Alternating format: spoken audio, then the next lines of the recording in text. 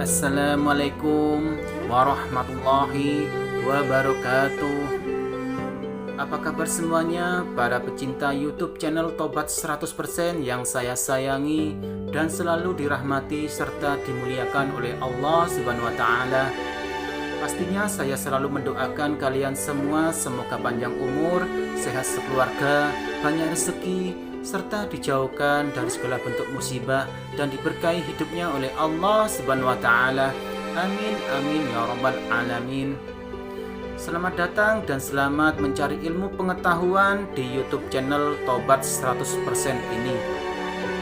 Kali ini YouTube channel Tobat 100% akan memberikan sebuah ilmu pengetahuan yang akan membahas tentang Imam Syafi'i dan sejarah pemikirannya dalam usul fikih. Mari dengarkan penjelasan berikut ini agar bisa menambah ilmu pengetahuan ke depannya. Imam Syafi'i dan sejarah pemikirannya dalam usul fikih.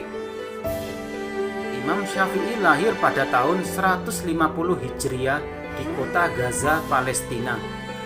Di usia yang relatif muda, ia sudah menggebrak panggung sejarah pemikiran usul fikih dengan mahakarya kitab Ar-Risalah. Menurut Dr. Mahmud Abdurrahman dalam kitab Thoriq Usul Al-Fiqih, Imam Syafi'i menulis pertama kali kitab Ar-Risalah di kota Mekah atas permintaan Abdurrahman bin Mahdi. Saking kagumnya atas karya tersebut, Abdurrahman bin Mahdi berkata, "Aku tak akan pernah sholat kecuali di dalamnya aku akan selalu mendoakan Asy-Syafi'i. Sungguh ia adalah pemuda yang sangat jenius." Soal lokasi penulisan Ar-Risalah, Fakhr Ar-Razi berpendapat lain. Dalam kitab Manaqib Asy-Syafi'i, ia menjelaskan bahwa Imam Syafi'i menulis kitab Ar-Risalah di kota Baghdad, kemudian menulis ulang kitab Ar-Risalah setibanya di negeri Mesir. Menurutnya, keduanya kitab Ar-Risalah yang ditulis di kota Baghdad dan yang ditulis di negeri Mesir memiliki cakupan penjelasan ilmu yang sangat luas. Fakhr Ar-Razi juga berpendapat dalam kitab Manaqib Asy-Syafi'i. Para ulama sebelum datangnya Imam Syafi'i saling berdiskusi di dalam masalah-masalah usul fikih. Para ulama saling mengambil dalil dan saling silang pendapat, tetapi mereka tidak mempunyai rancangan peraturan yang bersifat menyeluruh yang bisa dipakai sebagai tendensi di dalam mendalami dalil-dalil syariat. Begitu juga para ulama belum mempunyai tatanan baku dalam bersilang pendapat dan tarjih dalil-dalil syariat yang ada. Kemudian tampillah Imam Syafi'i dengan pemikirannya dalam ilmu usul fikih. Imam Syafi'ilah yang meletakkan peraturan yang bersifat menyeluruh guna mendalami dalil-dalil syariat di hadapan halayak ramai, sehingga menjadi kukuhlah penisbatan kejeniusan Imam Syafi'i di dalam ilmu syara' seperti halnya penisbatan kejeniusan Aristoteles di dalam ilmu logika. Kitab Ar-Risalah yang ditulis oleh Imam Syafi'i di kota Mekah lebih dikenal dengan Ar-Risalah Al-Qadimah atau disebut juga dengan Ar-Risalah Al-Atiqah. Keistimewaan dari Imam Syafi'i dibandingkan dua mujtahid mutlak sebelumnya, yaitu Imam Abu Hanifah yang terpusat di Irak dan Imam Malik yang terpusat di kota Madinah, adalah perjalanan keilmuannya yang sangat kaya dan panjang. Dimulai dari kota Mekah yang sangat terkenal dengan ilmu tafsir dan asbabun nuzul Al-Quran. Imam Syafi'i mulai menetap di kota Mekah sejak usia 2 tahun. Imam Syafi'i telah menyelesaikan hafalan Al-Quran sebelum usianya genap menginjak umur 7 tahun. Di kota Mekah, Imam Syafi'i menimba ilmu kepada Syekh Muslim bin Khalid Az-Zanji. Kemudian di usia 13 tahun, Imam Syafi'i mulai mengembara ke kota Madinah yang terkenal dengan gudangnya ulama ahli hadis. Di kota Madinah inilah Imam Syafi'i menimba ilmu kepada Imam Malik bin Anas. Imam Syafi'i menetap di kota Madinah hingga tahun 179 Hijriah atau 795 Masehi, tahun di mana Imam Malik bin Anas wafat. Di kota Mekah dan Madinah inilah Imam Syafi'i bertemu dengan pakar ahli hadis, ahli tafsir, dan ahli fikih yang mumpuni di bidangnya. Imam Syafi'i mampu menyerap semua ilmu itu dengan baik. Hingga di fase ini, Imam Syafi'i mendapatkan derajat mumpuni dalam bidang fatwa, baik di bidang fikih maupun bidang hadis. Selain menimba ilmu agama, Imam Syafi'i juga belajar gramatika bahasa Arab ke pelosok-pelosok pedalaman Jazirah Arab. Diriwayatkan Imam Syafi'i pernah menetap lama di perkampungan Bani Huszail. Di fase inilah Imam Syafi'i mendapatkan penguasaan gramatika bahasa Arab yang fasih dan baik, yang di kemudian hari sangat menunjangnya dalam memahami tata bahasa Al-Quran dan hadis. Imam Syafi'i juga sempat menjadi pegawai pemerintahan di daerah Najran setelah wafatnya Imam Malik.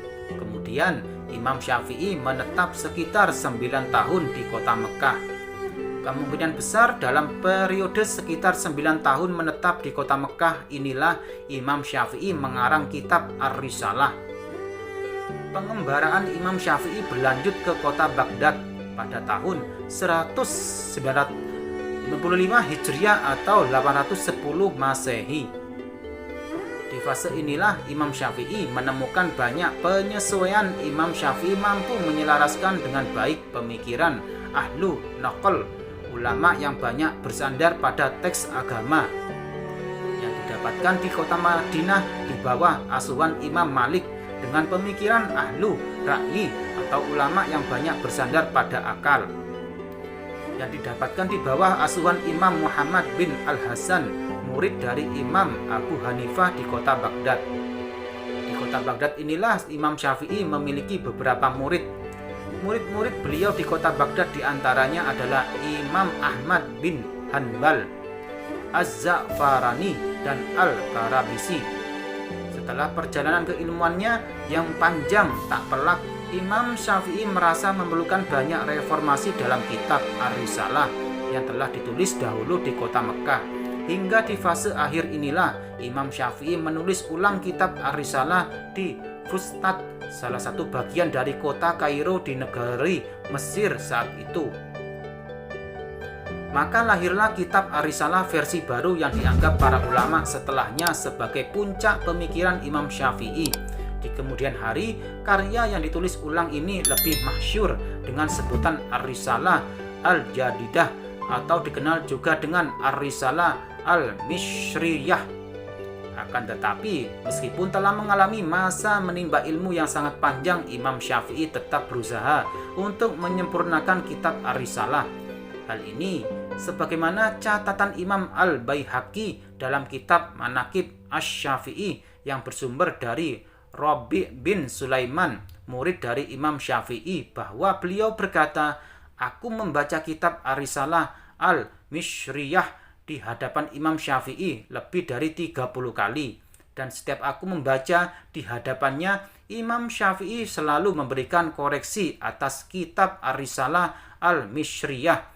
Kemudian pada akhirnya Imam Syafi'i berkata kepadaku, Allah tidak menakdirkan sebuah kitab lebih sahih, terhindar dari kesalahan kecuali dalam kitabnya Al-Quran."